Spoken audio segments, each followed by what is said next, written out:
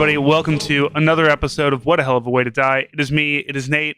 It is mid-February. We're starting to see the light at the end of the tunnel of this garbage-ass weather. Nate is starting to see the sun after 5 p.m., I hope, at least.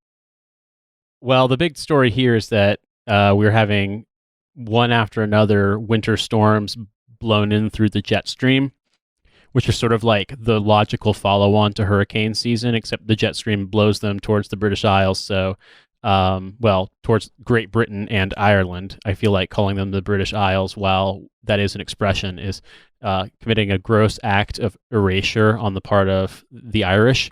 And they are the long-suffering Irish people who don't deserve the English fucking with them, so we'll refer to it as Ireland and Great Britain. But yeah, storm after storm after storm. So it hasn't really been fucking with London that bad compared to the rest of the country.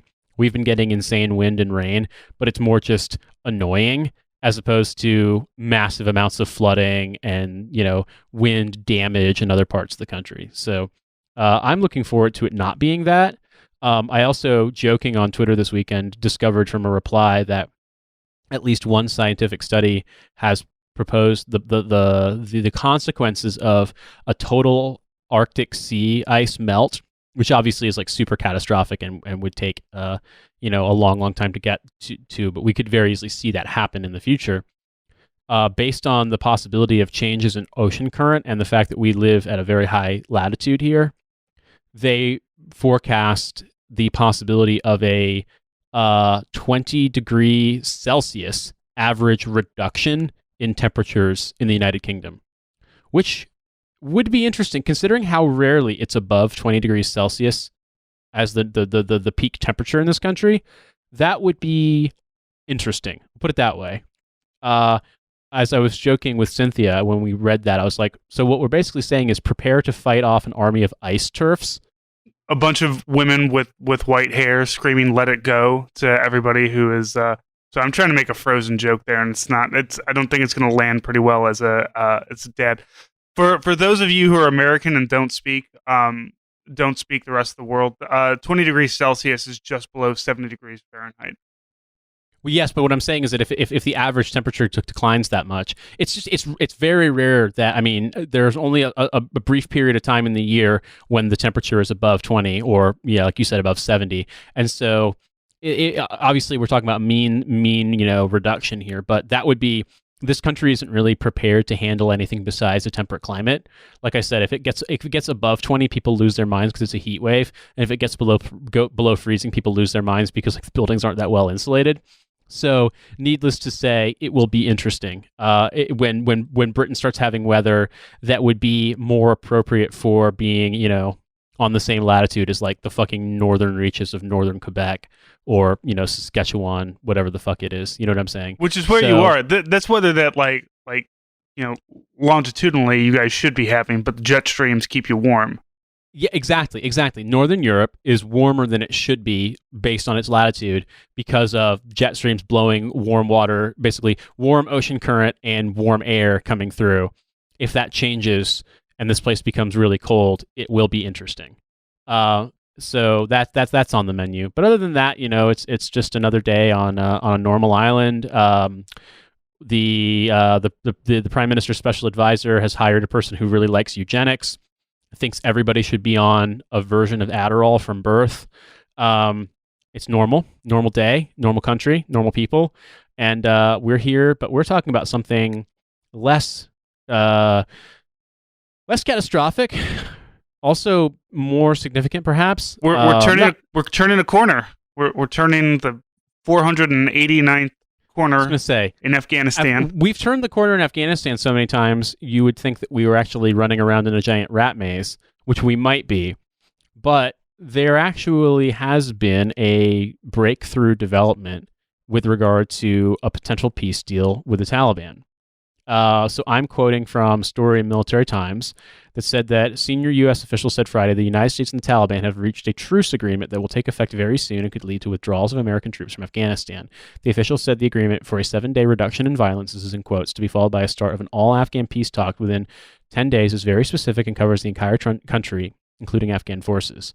So, I mean, I have no idea what this is going to mean, what this is going to turn into. Who knows? Obviously, there's a lot of people with a lot of influence in America who really just want to bomb the fuck out of Afghanistan forever because it makes their, defense stock only pension go up. But the fact remains, if this does actually pan out, that we could actually see something to end the war in Afghanistan, which has been going on for almost 20 years. Yeah, the reduction in violence, according to an AP article that I have here, violence is very specific and covers the entire country, including Afghan government forces. The official said the Taliban had committed to halt in roadside and suicide bombings as well as rocket attacks.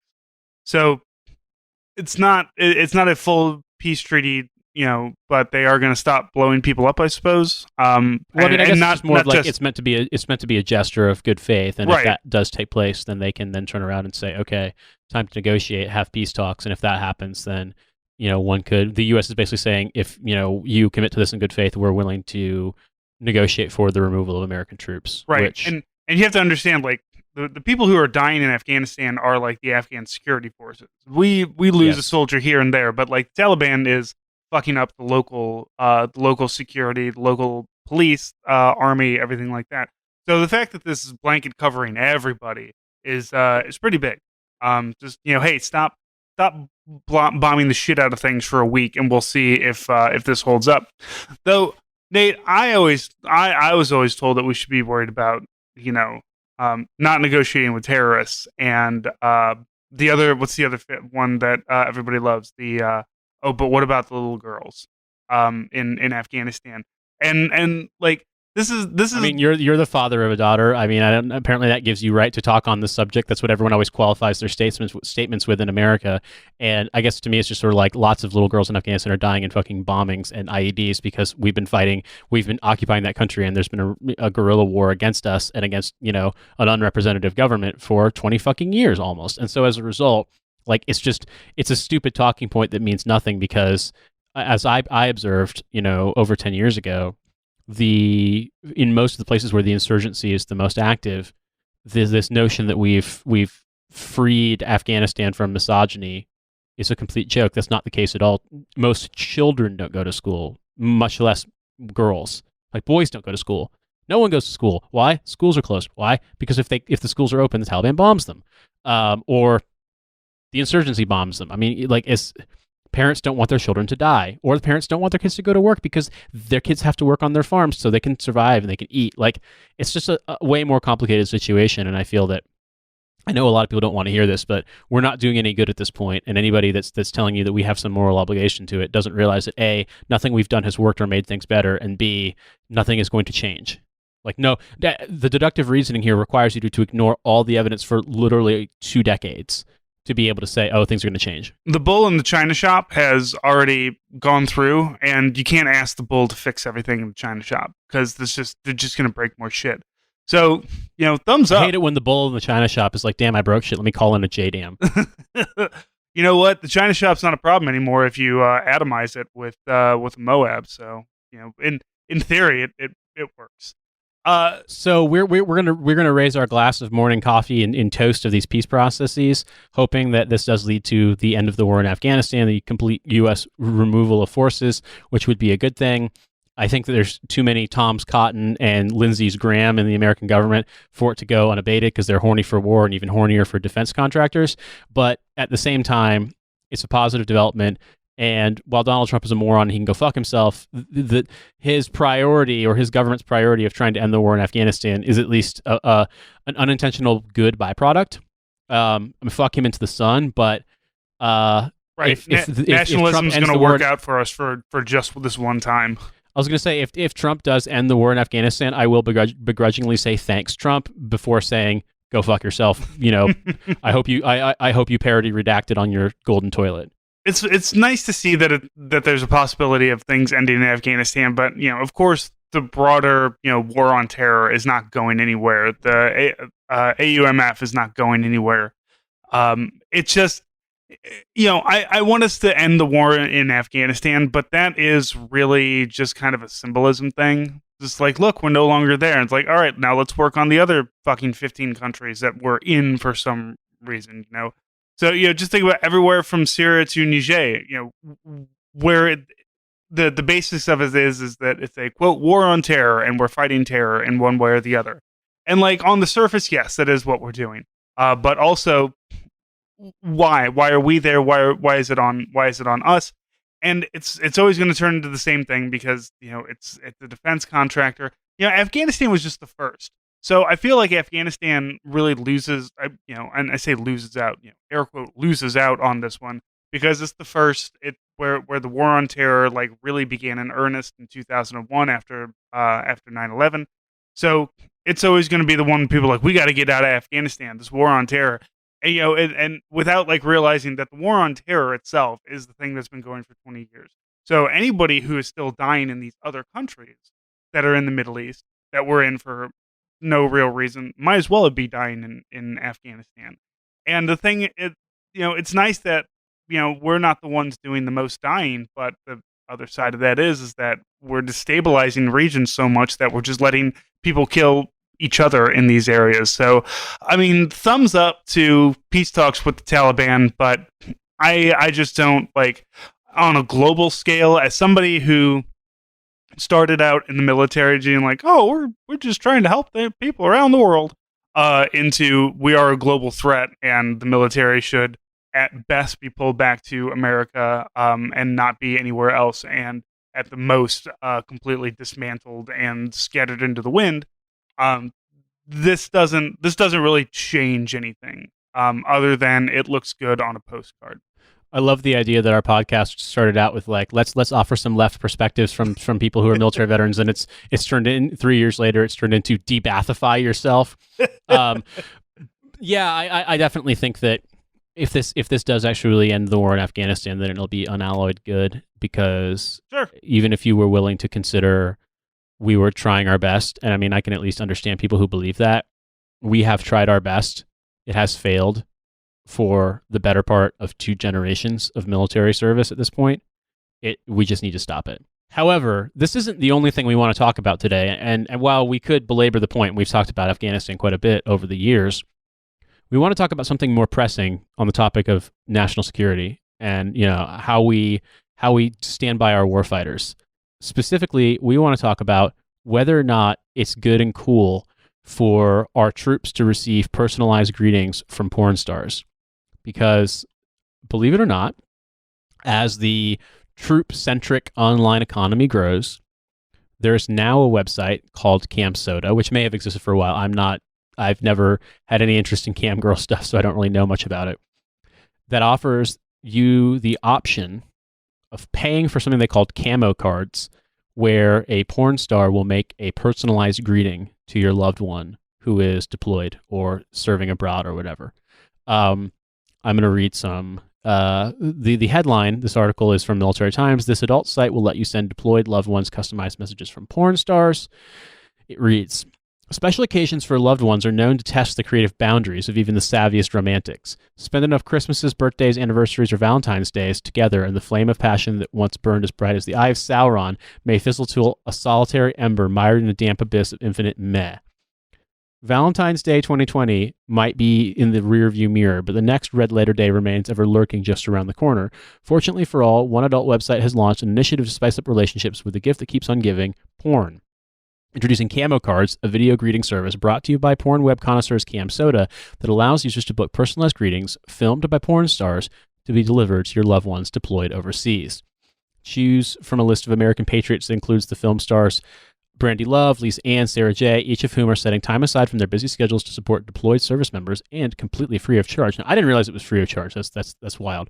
Cam Soda offer allows users to personalize messages, select the model's clothing or lack thereof, and even detail the desired level of naughtiness, the porn website's release said. Lol, when I first read this, I was like, Jesus, is Jeff Smeagol writing for Military Times? But it's somebody else who writes this way. I don't know why they would do that. Anyway, to me, this is funny because this is another example of what you might describe as the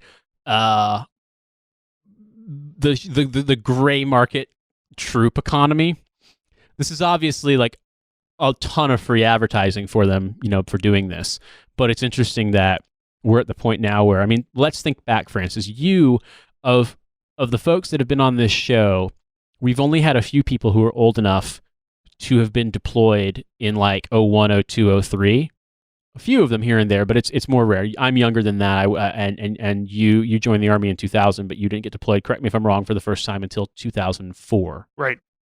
So think back to when you were deployed in 2004. How much access to the internet, and specifically internet that was fast enough for you to watch a video, did you have? There were times I was lucky. I had a laptop with me. I had a Toughbook as part of my job, so I was able to connect up to the black line internets where they were. But at best, you had instant messaging.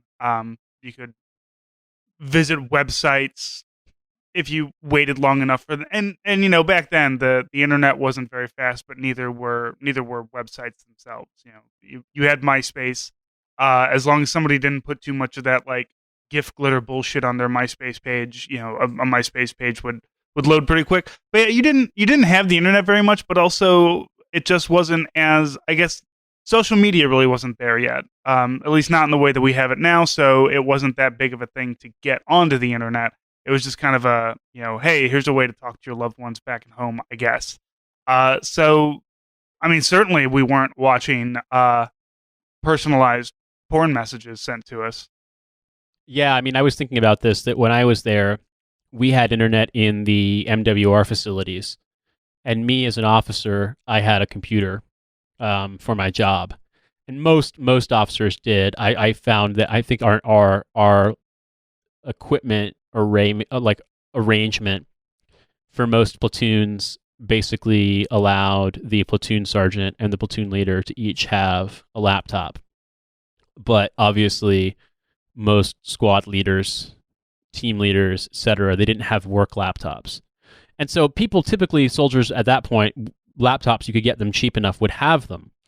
But there was no way to connect them to the internet because you couldn't when, at least where I was, there was no Wi-Fi in the MWR.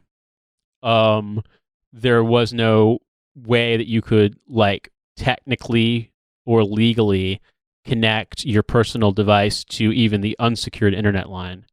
So effectively, you were in a situation in which you basically had a laptop, but you were limited in what you could download, what you could access. Like, unless someone could hook you up with something they downloaded, you really couldn't connect it to anything. Now, I think that varied between places. There were some people who were like fob bound the whole deployment, who there was a service you could pay for where they had a satellite internet thing set up, so you could ostensibly use that and either, Ethernet Cat5 cable into the router, or if it might have had Wi-Fi, I don't know. But I remember I didn't bring my laptop with me when I went to Bagram for stuff when I was there, like running some errands for my battalion in preparation for a change of command inventories. I think I remember seeing a thing about how there was Wi-Fi available in some places, but I mean, I recall that when I landed at the airport in Shannon, Ireland, on the way back for mid-tour leave, was the first time I had connected my MacBook that I had, my white MacBook, to the internet since deployment, like since going there. And I mean, I had some soldiers who like brought their iPhones with them and kept them in airplane mode and took pictures with them while deployed. I didn't. I had my shitty Nokia, whatever series, dumb phone that was like hooked up to Afghan wireless, like it was like a Rashan phone. But I mean, the level of connectivity wasn't there. Whereas now it seems like, the technology's advanced so much that people are able to get like MiFis and 4G hotspots in Afghanistan. There's more Wi-Fi. Obviously, like there's more of an online, sort of permanently online presence. And for sure, I mean, a friend of the show, Kevin Frint, and I have discussed things when he was deployed. He and I were able to talk, via Messenger, and I don't think he had to be in the MWR for that. I think he literally was able to like message people from his smartphone that he had with him when he was deployed, which is crazy to me. So the extent to which this is sort of a weird time capsule, the porn star thing notwithstanding, speaks to me that like we've been at war for so long. And it's weird. There was a recent story, and I'll link to the story in the show notes. There was a recent story about how a bunch of military service members who were deployed in the extremely early part of the war in Afghanistan to a base called K2 or Karshi-Khanabad in Uzbekistan, um, were exposed to a significant amount of very dangerous chemicals because the base where they had the airfield had been a Soviet army and then Uzbek army NBC decon site. Um, Imagine the kind of stuff that would be seeping out of the ground and blowing around in the air if you were living on a Soviet decon site. And needless to say, a ton of people who served at that base have now gone on to suffer cancer and other health problems. Many of them have died. But what was interesting in this reporting was that they made a video about it, and a lot of the footage in the video was a video they'd gotten from troops who were there, who had filmed it, while they were deployed, fucking around in the tents during windstorms, bullshitting, playing guitar. And it was such an insane time capsule to me in a huge way, because, this would have been like 0102, was seeing them, like, no joke, like old CRT TVs and DVD players, and there's no cell phone, like no smartphones at all, and like old ass Sony Mavica style digital cameras. And you think about it, that was part of the global war on terror. That was the beginning of the war in Afghanistan. K2 got closed in 2005, so like that's how old we're talking. And it's I mean, I'll let you jump in about the porn star thing, but it's just crazy to me to think about how long ago that was, how much of like a massive generational shift that was. And, yet the infrastructure is more or less unchanged. I mean, different bases we deploy out of now. I don't think they deploy out of Manas in Kyrgyzstan anymore either. But you know what I'm saying? Like, it's just wild to me that it's been going on that long, to the point where, the war is still fucking useless, but the penetration of like information technology into every aspect of your life is the thing that you can measure the difference with. Yeah, it really is the meme of everyone. No, there's no cell phones in sight. Everyone just living in the moment, but the moment is a shitty war. Yeah, over the last 20 years, that, as you said, technology's penetration into our lives is the big. 2004. I didn't have smartphones weren't invented in 2004. Like the beginning of this war, smartphones were not around. The iPhone didn't come out until 2007. The original brick ass iPhone that you could hurl at somebody and dent their forehead with. This is the flip phones at the best. I had a shitty iPod that I had on my first deployment that got a singular grain of sand into it and stopped working. And I think I spent maybe about $400-$500 on it. If you ever watch, I don't know if you ever watch what's that show where Antiques Roadshow, right? And they always show like some soldiers like in Vietnam who shows up with like a Rolex and is like, yeah, I bought this Rolex, for like $700, and back then, that was my entire paycheck for a month. I bought this Rolex and then shoved it in a lockbox and never looked at it, and now it's they take it in and it's worth about $100,000 or something like that. Unfortunately, the shit that we bought with a 1 month's worth of paycheck, like an iPod, like an original click wheel iPod, did not appreciate in value and is in fact sitting in a landfill leaching battery fluid into groundwater. So, stark differences in the dumb shit that soldiers spent their money on there. But yeah, you think about, like, my brother joined the army in the 80s, and the 80s up until 2000s, there were changes technologically, but not on the scale that we have now. And it is wild. Like, you think about, it's probably going to be very boomer meme-ish to say, like, once upon a time you had to write letters to your loved ones, and you had to wait 2 to 3 weeks before the letter got there. And you could, I don't know if you remember, on the MREs, like the main course, sometimes when you pulled it open, like the cardboard had a postcard inside of it, so you could jot down whatever on a postcard and send it from wherever you were. And of course, yep. when you were sending in the military while you're overseas, you just wrote free mail on it and it would go. I don't know how that worked. I don't know how I could ever I was just going to write free mail on it and drop it into a mailbox here and see where it goes.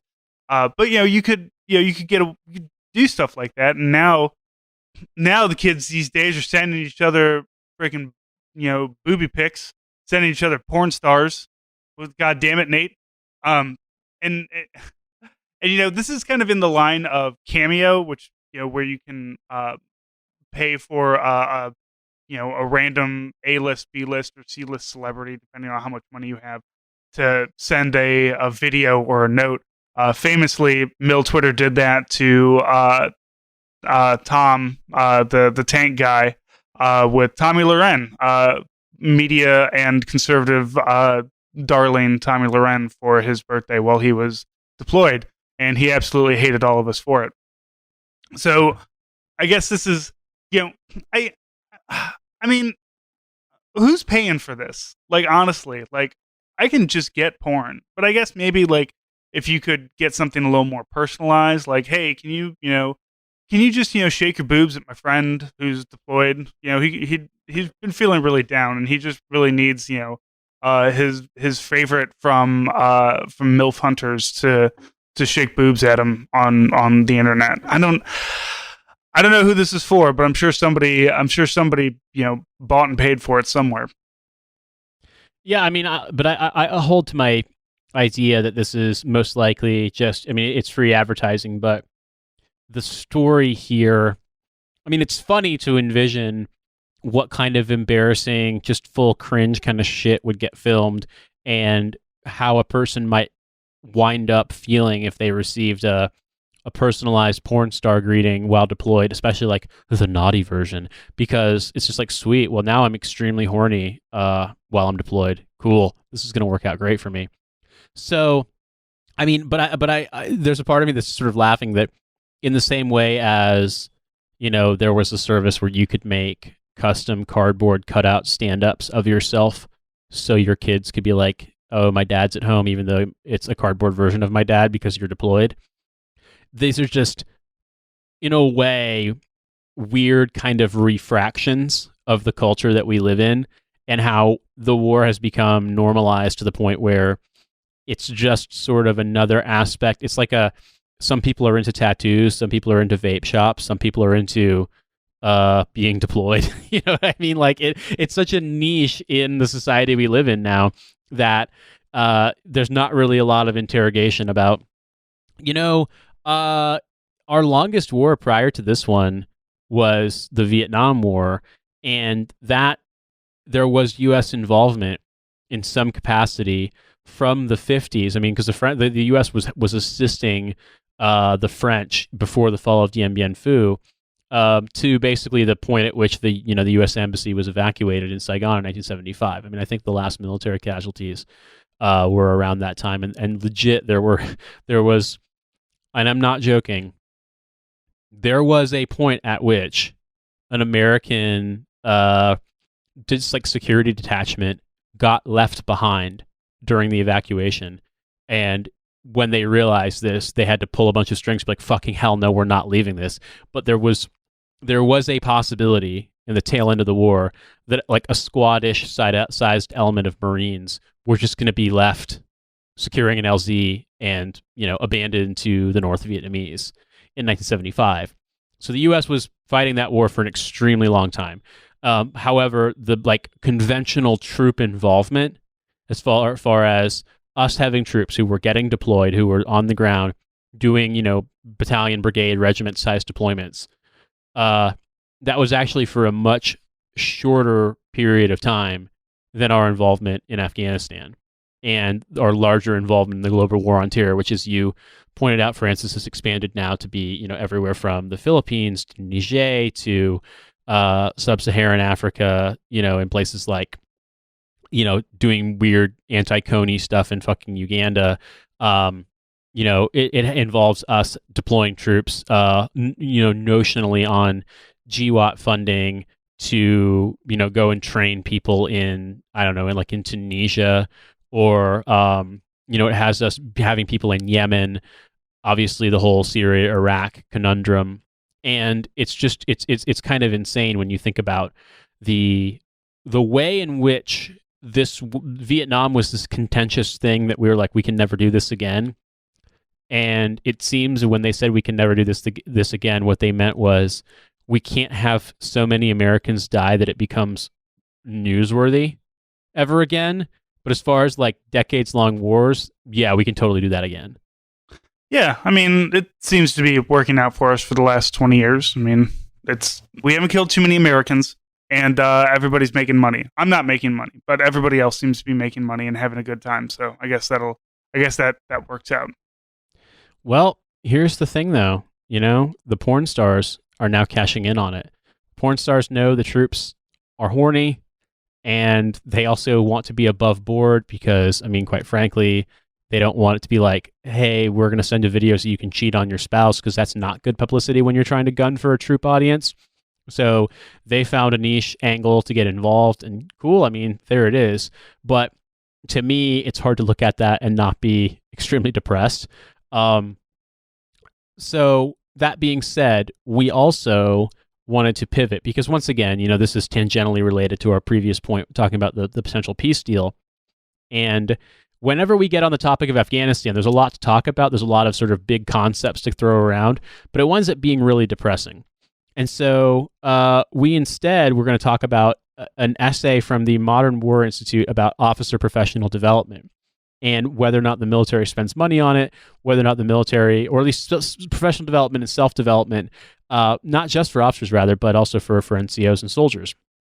And I was thinking about this, the extent to which this kind of thing is encouraged but never really reported on. I'm wondering, Francis, did you ever have, say, for example, a commander's reading list? Did you ever have? Absolutely if you did, not. Okay, because I sort of did, but the thing that's funny to me is the question becomes, did you ever have a thing like that was in any way related to like subject matter expertise, where there was any kind of evaluation outside of a course, outside of like a school? Did you ever have someone be like, "You must read this," and I want to read a paper on it, or I want to quiz you on your knowledge? Well, so kind of. For a while, my current unit was trying to do NCODP, non-commissioned officer development program. There's ODP and NCODP. So they would split everybody up. The officers would go do ODP, the NCOs would go do NCODP, and then all the junior enlisted would go and do, I don't know, warrior tasks or something. We had one sergeant who, for whatever reason, never had to do the development stuff. He went and watched all the baby soldiers and took care of them. So they would they wanted us to read this book about a Medal of Honor recipient in Vietnam who got blown up really bad, and doctors are like, "You're never gonna walk." And then he did walk, and then he joined special forces, and then he did Vietnam stuff in the late '60s. And so they gave us all a copy of this book, and we're like, "Take it home and read it, and then we're gonna discuss it." I got maybe about 50 pages into it before I was like, "This is I fucking hate this." I don't when you read something like that, and you're like, "Well, first off, Vietnam was bullshit. So this guy should never have gotten blown up. None of these things should have happened to him." And it's great that he did all these things, but he received a Medal of Honor for murdering a bunch of people who he shouldn't have had to kill. Getting shot at by people who shouldn't be shooting into him either. The entire thing is dumb and bullshit, and I hate everything, and I'm not going to read it. So I just didn't. And then our subsequent NCODPs, they would have conversations about it. But I knew my unit was always was constantly busy, so NCODP always fell off of our training schedule.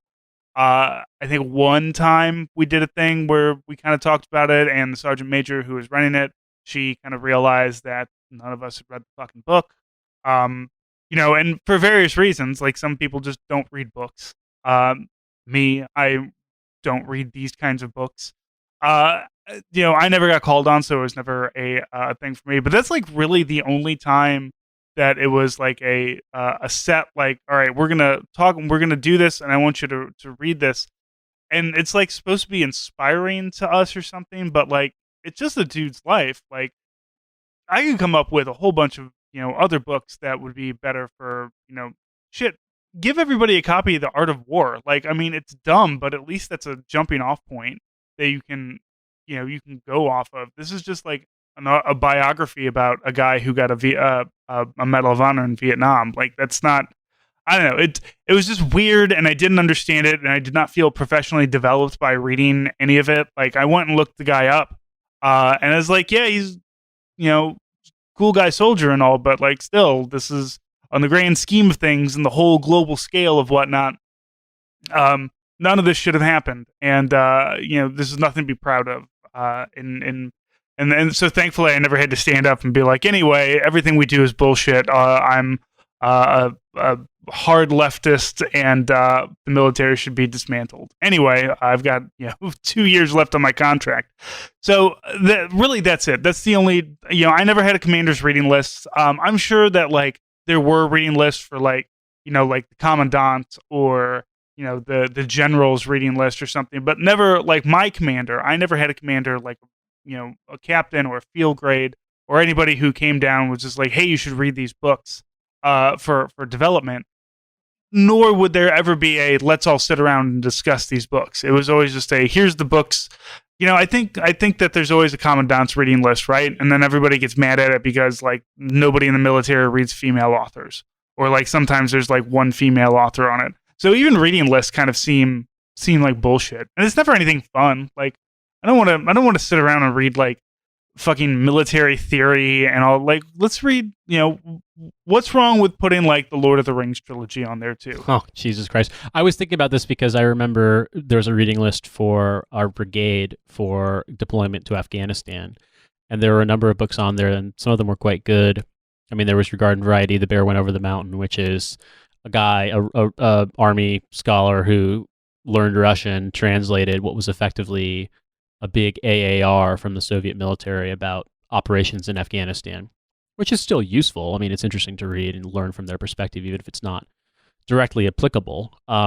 There were all sorts of, books from journalists. There was one book I remember by a journalist who literally, back in, after the Soviet Union invaded Afghanistan, they banned groups like Doctors Without Borders from operating or rather the Soviet Union didn't, but the regime they installed, refused to grant visas to people who, like NGOs from abroad, who were coming in for whatever reason. And so there was one journalist, and it was a really interesting story. He had actually traveled with a team from Doctors Without Borders, the French group, that had sneaked in via walking over the mountains. They literally like done a foot insertion into Afghanistan to get up and get set up to do medical assistance in parts of Afghanistan where people were massively affected by what was going on in the provinces. And this would have been about 1980. So I mean, it was early on in the war. And so some of those books were interesting, but like one of the other books was literally the Afghan campaign, which was by the author of Gates of Fire. So it's a historical fiction novel about a soldier in Alexander the Great's army fighting in Afghanistan. And I mean, is it an interesting sort of like book about swashbuckling shit? Yeah, sure. But I mean, sorry, but if you legitimately think that reading a historical fiction novel about, I don't know, the fucking Macedonians invading Afghanistan is useful for your job when you're going to go and be an occupying army in Afghanistan, a book written by an American dude, like, yeah, it's to me that kind of revealed there was a kind of like mishmash of what was happening, like what people should read, should not read. Like the idea, the intention was good, but I think the execution wasn't great. And also, I mean, this is something that I've noticed too, that there isn't really a premium placed on knowing this stuff, and there isn't really any reward to knowing it. I mean, I took time to try to learn Pashto. I wasn't very good at it, but I was able to at least basically communicate when I was there speaking Pashto. And it's, I had studied Arabic in college, and so I knew the alphabet. The Pashto alphabet has a few extra letters, but I mean, if you know Arabic, like you can figure it out. There are a lot of Arabic loanwords in Pashto, so that's helpful. And I found Pashto grammar in like the spoken way, the spoken form, to be actually simpler than Arabic. And so, I was able to like be okay. I mean, I still talked like an idiot, but I was able to talk. You know what I mean? But there's no, it's not like there was any fucking reward. It wasn't like that. People were like, oh, you should do X because of Y. You know, that isn't a skill people care about. If they want you to speak Pashto, they'll send you to school, and then you'll listen to people's phone calls all day. Like, would it be great if platoon leaders and squad leaders on the ground could speak Pashto? Yeah, but they don't care. They're not going to actually teach it. I mean, I can't even tell you how many times that you'd encounter people who would be like, "Oh, damn, you speak Afghani really well," and it's like, well, that's not really a language, but okay, rock on. So I don't want to like talk shit about all this stuff, but what I do find is that in my experience, these kinds of things, specifically about hey, you need to read books and you need to like get smart on things, you need to do self-directed learning. A lot of that comes from like a good place, I think, but unless there is attention paid, unless there's actually follow through on whether or not people are taking it seriously and whether or not it's actually applicable, it just becomes a nice to have thing. You'll get nuked if you don't do your command inventories, if you do your monthly sensitive item and your cyclic inventories. Whether or not you know what language they speak in Afghanistan, people don't really give a shit. I mean, I had a major, an S3, battalion S3 from a unit, talk to me about like, I'm not really interested in learning anything about Afghanistan because I've been to Iraq and I know how Haji thinks. Now, as you and I know, Afghanistan and Iraq are different countries. They have completely different cultures, completely different languages, completely different histories. They are not the same. No, Nate, but they both have brown people, so they're the same. But so, I mean, like I said, I don't want to be like, okay, this one thing happened to me and therefore all efforts are dumb. But my experiences with any big organization is that this briefs well, and as such, it winds up being very useful for the person who's tasked with preparing it to make it into this big comprehensive thing. But whether or not, even if you go so far as to like use unit funds to buy books for leaders and stuff, whether or not it actually gets read and it actually gets put into practice, this is it's very much dependent on thorough, aggressive follow through. And I think there's a lesson there for any organization, even if it's a leftist organization trying to like build, I guess, cohesion and get more people on board with the sort of theoretical underpinning of what we're talking about. There's got to be interest, there's got to be buy-in, there's got to be follow through, and a lot of people will be like, well, we have this. We've done the homework to provide a reading list, but that doesn't really mean anything. And so, for me at least, I mean, I went to the captain's career course. If we're bending, I went to the infantry course. If we read books, I don't recall there being a significant amount of quizzing on what was involved. Weirdly enough, for the old heads out there, BOLIC 2, the course that doesn't exist anymore, the like OBC for all officer branches, was probably the place where we did the most reading. And I think the reason for that was because it was so unstructured. There was so much time that we were captive, and my instructor just happened to be a dude who was like, I want you to read this stuff. And so he was a major, and he was just like, you're going to read this, you're going to read that, you're going to read these articles, we're going to get together in the basement classroom, we're going to talk, we're going to like, I'm going to quiz you on these articles and that kind of thing. That was just his personal prerogative as the commander, or the unit instructor. I have zero idea whether or not anybody else did that, but I mean, I'm interested. If you have any, I mean, I know I had to write a book report, but that was my battalion commander. He was like, over the course of the summer before we deploy, every officer is going to pull a staff duty. I'm going to leave. There's going to be like 10 articles you can choose from during your staff duty. I want you to read them. And then a month after your staff duty date, you're expected to produce a report on what you read and give me your feedback. So that was just my battalion commander. I mean, I have no idea what the other officers wrote. Who even knows? But to do that, to have that be standard, it absolutely has to be a priority, and it absolutely has to be followed up on. Otherwise, people are just going to fucking phone it in. Because I mean, it's homework. Nate, there's only one book, military book about Afghanistan that anybody needs to read, and that's called Flashman. I don't know if you ever read the Flashman series. Heard of it. I've never read them. No, I read the only book about Afghanistan that I read in Afghanistan was the first Flashman book, which is absolutely incredible. It is a British officer who is just the hugest asshole, inept, constantly trying to get out of doing his work. At one point, he has an affair with a fellow officer's lover. He's challenged to a duel, but wins after promising a large sum of money to the pistol loader to give his opponent a blank load in his gun. But Flashman doesn't kill his opponent. He just decides like, oh, you missed, and I'm going to be nice and not shoot you. And then like with his pistol, and these are 1850s pistols, like accidentally shoots the top off of a bottle, and like everybody thinks he's like this great marksman. Um, he's just a huge asshole. And I encourage everybody to to pick up uh Flashman, at least the first one, and read that. There's your homework assignment from me is just read that. I don't care if you come back and write a book report about it. So and I think you talked about your battalion commander made you do that. The problem is that like not everybody is going to be I don't want to fucking sit there and read a bunch of people's stuff that they're writing about these articles, and even though like as an officer it's expected that you have a degree, it doesn't mean that you know how to write. So it's the I guess the standardizing any kind of feedback is what needs to happen. But you can't it's the military prides itself on there's always an instruction manual, right? From how should my uniform look? We have 670 AR 670-1. How should anything that needs to be done? There's a army regulation. There's a field manual. There's a technical manual. There's something out there that teaches you how to do it. And for professional development, there really isn't one. And then you also have to worry about like, well, what about where are you getting your information from? Like in the Modern War Institute article, they basically asked a bunch of officers, just random questions like who's in charge of the Taliban. Fucking, I don't know. But you might go to war in there. So Bin Laden's been dead since 2011. They got to have somebody who's in charge there. One of the questions is Ukraine a NATO ally? I think so, right? Like supposedly, we just don't do anything to like back them up against Russia.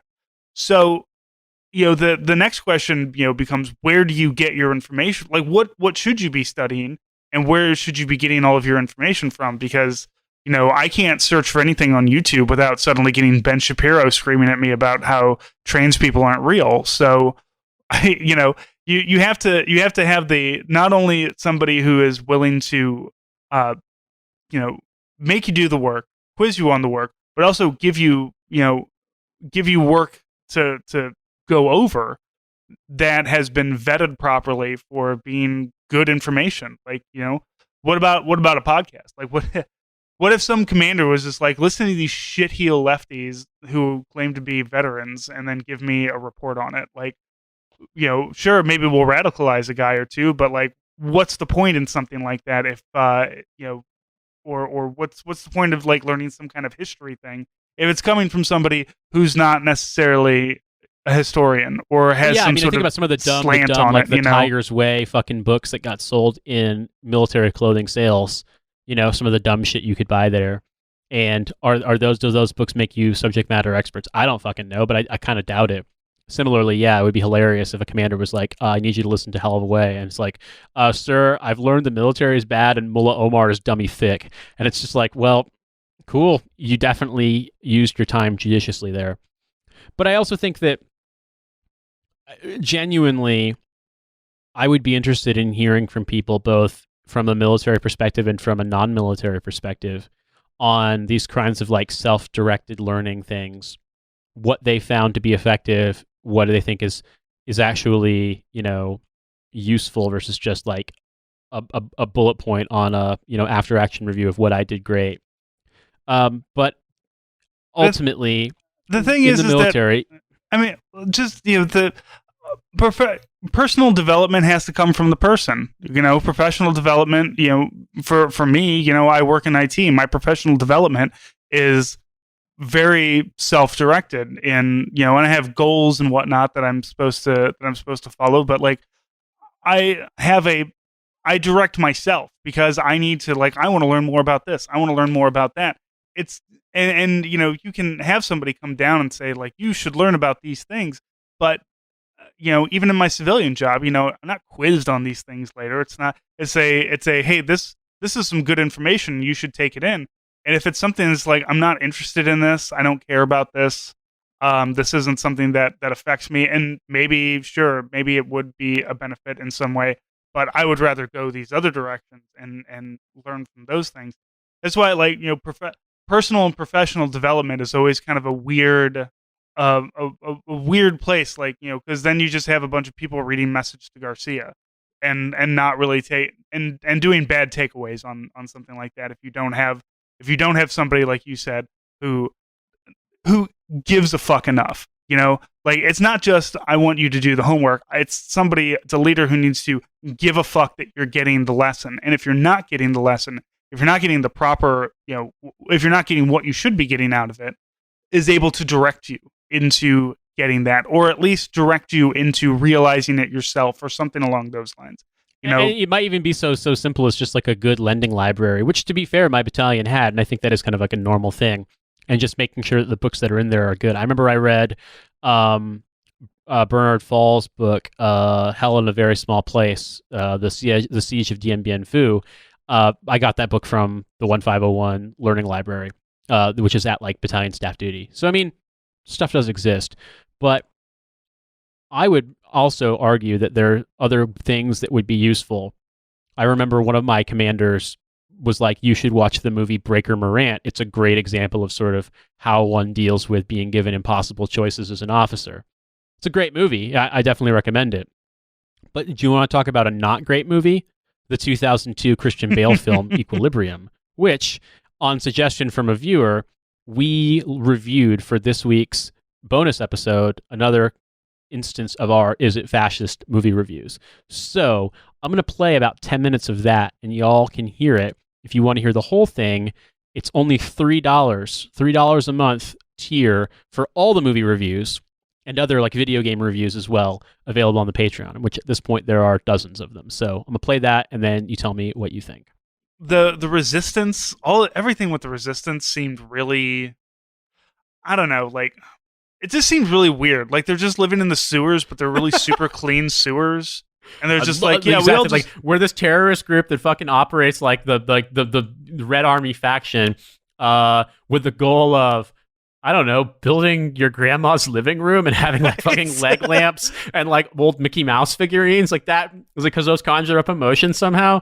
I don't get it, man. Yeah, that was what Mary got arrested for. They break into her house and they bust open a wall, and she's just got like a grandma living room. It's like, so you're being arrested for decor crimes. Everyone in this house is everyone in this society is supposed to live in perfect minimalism. All right, Marie Kondo is the fucking father. She's ruling the society. You need to get rid of this shit. It doesn't spark joy. I don't care what you think. Get rid of this kitschy shit. All right, it didn't work in your weird rustic living room. It certainly doesn't work in the future where emotion is illegal. And like, how did she even get that stuff? Like, how do you drag a floral chair up like a city block and just like, I'm gonna go ahead and plop this on in here with my wallpaper and everything? Or was this like she rented this apartment and like while doing some like, oh, we're gonna have a kid, we better break out a wall so that we can, expand? And it's just like, oh shit, we found a grandma living here. You have to go to the secret contraband markets fucking that meet at 3 a.m. in Pyongyang to find like the hidden Pier 1 furnishings where you can buy rattan chairs and fucking like weird green and red glass bottles, with like little bubble figurines on them. It's the entire sewer system is an antique mall from like is the antique mall from Mallrats.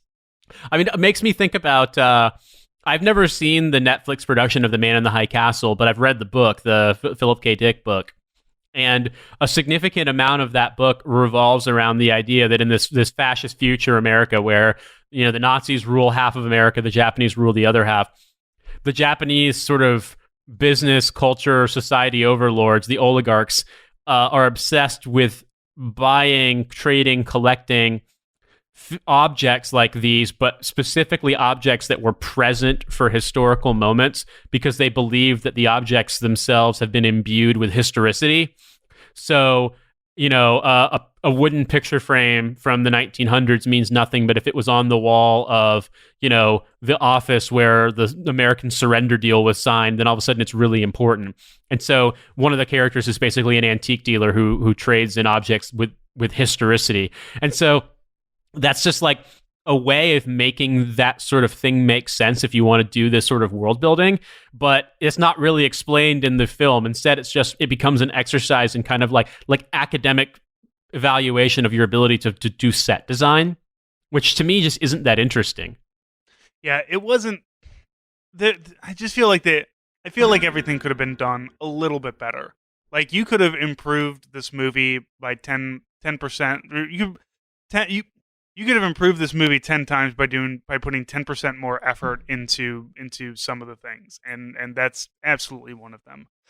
So, what else didn't I like? I mean, it's just it's boring. It's like reading an 8th grade report on 1984.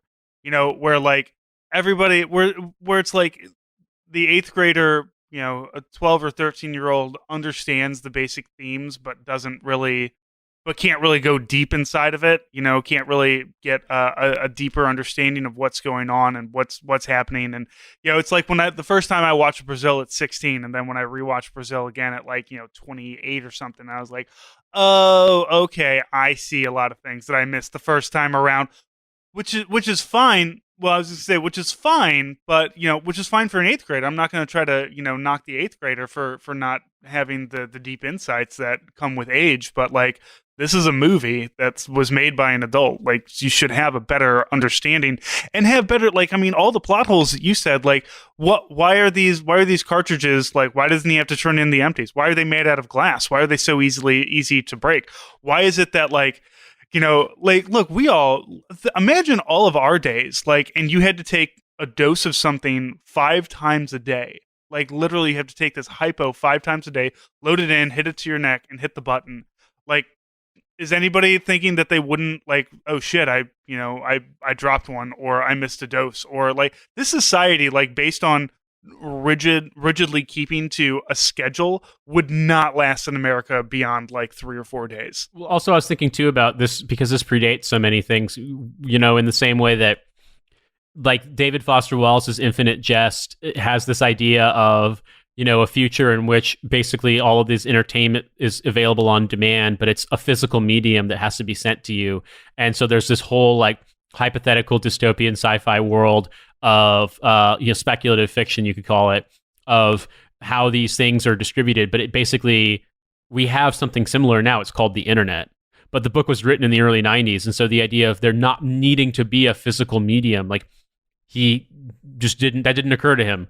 In the same way, I think now if you saw a film like this, if they were writing a film like this, we can now envision something a lot more controlling, which is a sort of, imagine a kind of, if all of their injectors were like Internet of Things enabled. And so they'd rat you out to the cops if you hadn't successfully injected, or you had to wear like a fucking Apple Watch and it would rat you out to the cops if you didn't dose. You know, that kind of a thing. Yeah, every dystopia movie, every dystopia future movie, like, got it so wrong in that they just couldn't imagine how bad it could actually be. And also that how enthusiastically we would adopt these things into our lives because we somehow thought, oh yeah, it would be a really good idea if I could access my Google Calendar on my fridge. Well, also I was thinking too of other films that talk about surveillance societies, whether fictive or non-fictitious. Like, I'm thinking of specifically the German film The Lives of Others, which is basically portraying, you know, the life of a Stasi operative who comes to identify with the people that he's surveilling. You know, there's so much more in a way that you can examine in terms of like how a person who's an operative of the security state changes the way that they feel based on the people that they're persecuting. And that there's just so much more in that world you could explore. I mean, to me, I was talking to Cynthia about this, that to me, there are traces of what I would describe as a believable totalitarian dystopia. But I think, for example, and I knew everyone who follows this show knows I love this movie, but I think Children of Men does a better job of creating the idea of what a dystopian society like that would look like. That it's not, you know, Pyongyang with tunics. It's just the cops are everywhere, and they're just, you know, there's people who are locked away in society who can do what they want, and everybody else has to, live wherever they're allowed to live, and not go beyond the barbed wire fence. And the cops are murdering people in death camps, and everyone knows it, but there's nothing they can do about it. So they just go about their day and get really sad that the world's youngest person has died. Like, that to me is a much more terrifying and certainly plausible dystopia. But there are traces of that in this film, as far as the way that people just kind of adapt, the way that people don't really question being told to do certain things and being told they're, what they're allowed and not allowed to have. The fact that it's just easier to go about things without fighting back, and the fact that there are obviously going to be gaps in their ability to surveil, because even in this, like, most of the plot hinges on there being people who are resisting, because obviously, like, there's only so much they can do. So I do think that we're like kind of competent efforts at world building, but once again, to me, this is just a far more simple explanation is The Matrix was this massive hit, and they said, what if The Matrix was 1984, also samurai swords, and a little bit of Star Wars costumes, and you got this film. But to me, I think there's a very different impression of, what society will look like under totalitarianism, that has come forth since the Iraq War. I think is a huge turning point, and what societal breakdown will look like as well. And so I just feel as though this film got some things decently right, but by and large, I talked to Riley about it too. It's a pulp film. It's absurd.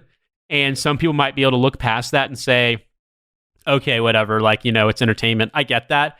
But for me, once the puppy thing happened, that was the moment they lost me. And I was just like, this is so dumb. This is so stupid. I kept watching, but I was like, this is fucking stupid. I think Christian Bale could teach us some things, got some gun kata, we need to have here. One thing we didn't discuss, you mentioned that on the bottom of the guns when they're fighting, the little knobs come out and he just starts hitting people with that. One, why? I mean, you've already got a blunt object. Why do you need these knobs to come out? Two, that's the magazine. So does every magazine have these little knobby things that pop out? And like, do you have to lose a round inside of the magazine for these things? You know what? It doesn't matter. Just listen to the whole fucking thing. Go listen to that whole, because none of that movie makes sense. And Christian Bale is a bad actor. And should probably stop getting roles in big movies like this. Everybody thought like, nobody ever talks about like, yeah, Christian Bale's Batman. They always talk about, Heath Ledger's Joker. So, don't necessarily watch Equilibrium. Just listen to us talk about it. And if you have anything that you want to add, you can always comment on everything that we're posting up, especially on SoundCloud and on iTunes. But you can also email us at sergeantjoker@hellofawaytodie.com. You can follow us on Twitter. I'm at ArmyStrang. Nate is at In These Deserts. And then the podcast itself is at Hell of a Way. Nate and I have, started posting more from that one as well. Mostly for me because the Hell of a Way to Die podcast Twitter hasn't been blocked by half of the chuds that I like to make fun of. So it's easier for me to jump in there and start. At some point in time, we're going to have to get Kurt Schlichter to block the podcast. I haven't really dug into that yet, but we're going to get there. But keep in mind, we're also on YouTube. We've got our website, hellofawaytodie.com, where you can buy merchandise. Any of the things that are in our $10 a month care package generally are for sale on the website. We've just got all kinds of ways, all kinds of things to get this content directly into your hands. So whatever support you can give us, whether it's monetary or whether it's just spreading the good news, we'd certainly appreciate it.